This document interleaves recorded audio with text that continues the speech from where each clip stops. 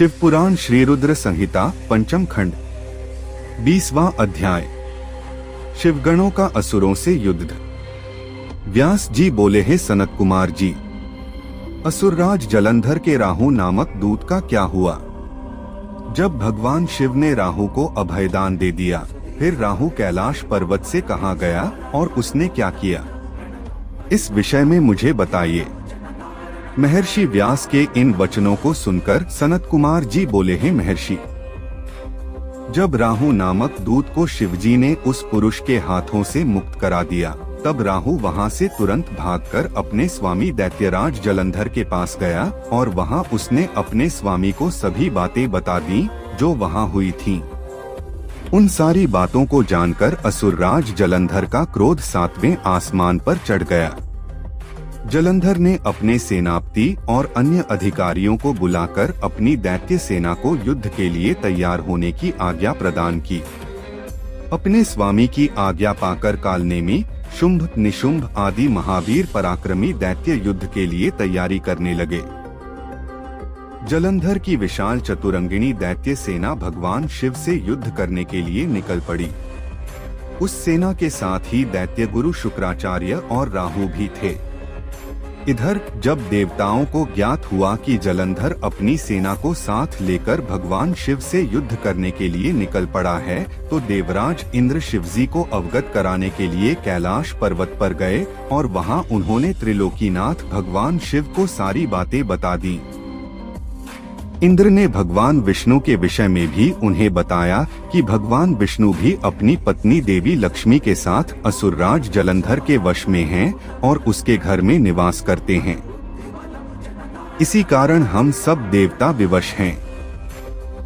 हमें न चाहते हुए भी जलंधर के अधीन होना पड़ा है। भगवान, आप भक्त वत्सल हैं। आप अपने भक्तों की रक्षा कर हमें जलंधर से मुक्ति दिलाएं। उसे मारकर हमारे प्राणों की रक्षा करें। सारी बातें ज्ञात हो जाने पर भगवान शिव ने सर्वप्रथम भगवान श्रीहरि विष्णु का स्मरण किया।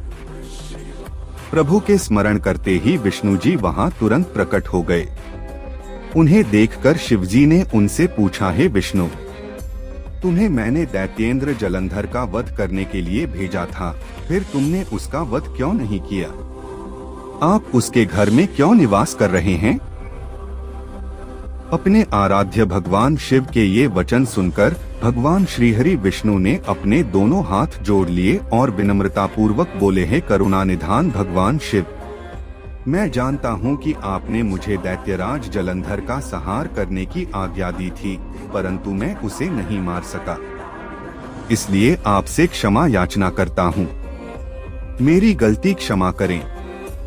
प्रभु, मैंने जलंधर का वध इसलिए नहीं किया क्योंकि जलंधर मेरी प्राणवल्लभा देवी लक्ष्मी का भ्राता है और उसमें आपका अंश भी विद्यमान है।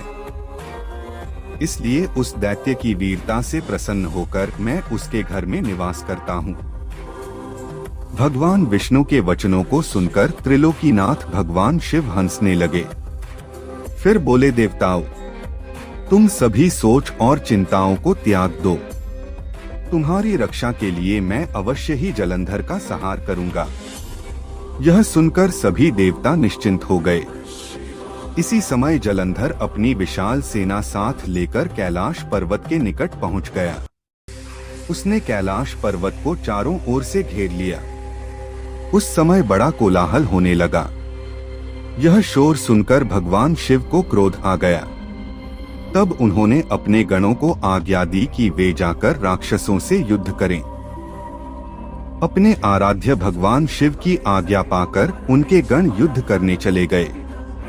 शिवगणों और जलंधर की दैत्य सेना में बड़ा भीषण युद्ध होने लगा। शिवगण बड़ी वीरता से दैत्यों से भिड़ गए। उन्होंने कई दैत्यों को पल भर में ही मौत के घाट उतार दिया और सैकड़ों को घायल कर दिया। परंतु दैत्य गुरु शुक्राचार्य अपनी मृत संजीवनी विद्या से सभी मृत दानवों को पुनः जीवन दान दे रहे थे और वे उठकर पुनः युद्ध करने लगते थे।